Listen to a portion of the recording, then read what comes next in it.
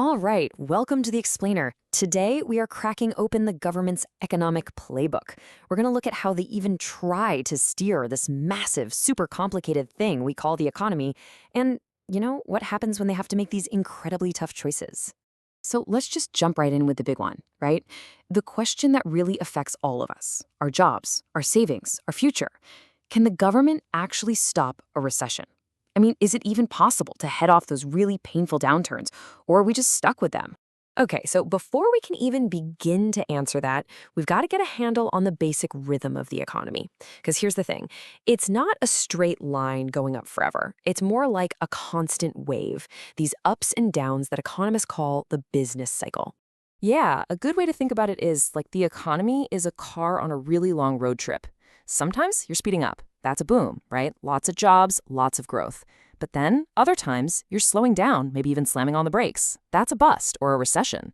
And the whole point of economic policy, well, it's to be the person in the driver's seat, trying to make that ride as smooth as it can possibly be. So, what kind of tools does this driver have to control the car's speed? Well, the main toolkit is something called fiscal policy. And really, at its core, it's all about two things: how the government decides to spend money and how it decides to collect taxes. That's how it tries to influence the economy. And this fiscal policy, it works in basically three main ways. First, the government can just change overall demand.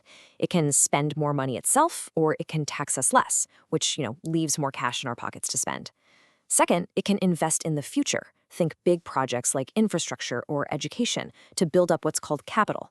And third, it can get a little more clever and use tax policy to create incentives, nudging businesses and people like you and me to behave in certain ways. Now, one of the most powerful and honestly most debated tools in this kit is called the spending multiplier. The idea is pretty cool. It's like every dollar the government spends is like a stone you toss into a pond.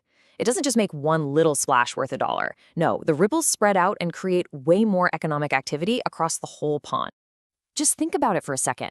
The government spends a dollar. The person who gets that dollar, they spend some of it. And the person who gets that money, they spend some of it too. And on it goes. It's this chain reaction. And what it means is that a single dollar of government spending can end up creating, say, $5 of total economic activity. It's wild. In some models, that initial dollar has a huge impact. But there's always a but, isn't there? Here's the catch. While all that government spending can be like hitting the gas pedal thanks to the multiplier effect, it can also slam on the brakes at the same time. See, to spend that money, the government usually has to borrow it. That can drive up interest rates. And when interest rates are higher, private companies might think twice about investing. Economists have a name for this. It's called crowding out. And yeah, this whole crowding out thing brings us right to the absolute heart of the debate: government debt.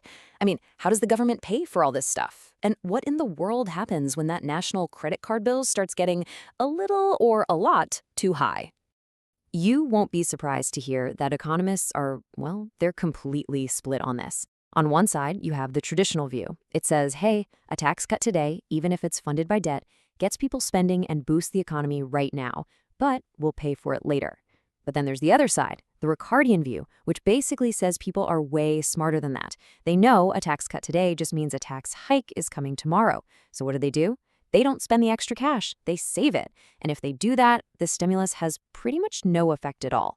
So here's the bottom line. A nation's debt is a lot like your own household debt. It's not just about the total number, right? It's about how much you owe compared to how much you're making. And for a country, debt really starts to become a problem when its deficits keep getting bigger and its economy, that's its national income, isn't growing fast enough to keep up. Okay, so with all these complicated debates and all these trade-offs, how in the world do policymakers and economists actually make a decision? Well, they've got a framework. They basically approach the problem by looking at it through three very different lenses. So when experts want to analyze any economic policy, they put on one of three different pairs of glasses, so to speak. And each lens, each way of looking at it, asks a fundamentally different question. And as you can imagine, that leads to some very different conclusions about what we should actually do. First up, you've got the positive lens. Think of this like a scientist in a lab. There's no good or bad here. It's just asking what is or what will happen if we do this. It's all about objectively describing cause and effect.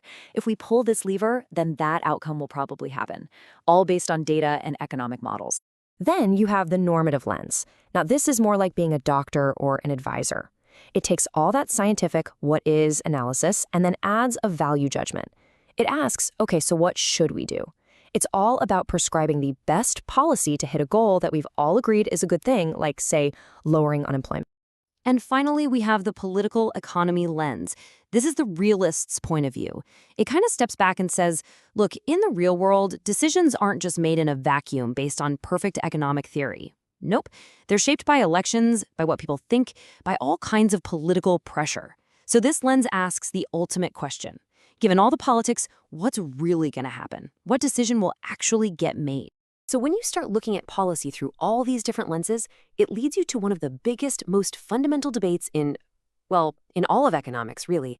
The whole conflict boils down to one single question. How much freedom should we give to the people making these decisions? So here's the central conflict. On one hand, should we tie policymakers' hands with a fixed set of rules they have to follow no matter what?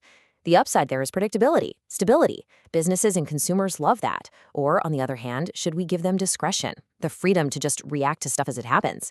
That gives you flexibility, which is great in a crisis, but it also comes with the risk of them making mistakes or being swayed by short-term political goals. And we're not just talking about abstract ideas here. These rules can be very, very concrete commitments.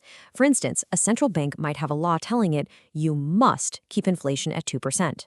Or a government could pass a rule saying public debt can never go above 60% of GDP. The whole point of these rules is to try and take the day-to-day politics out of the equation.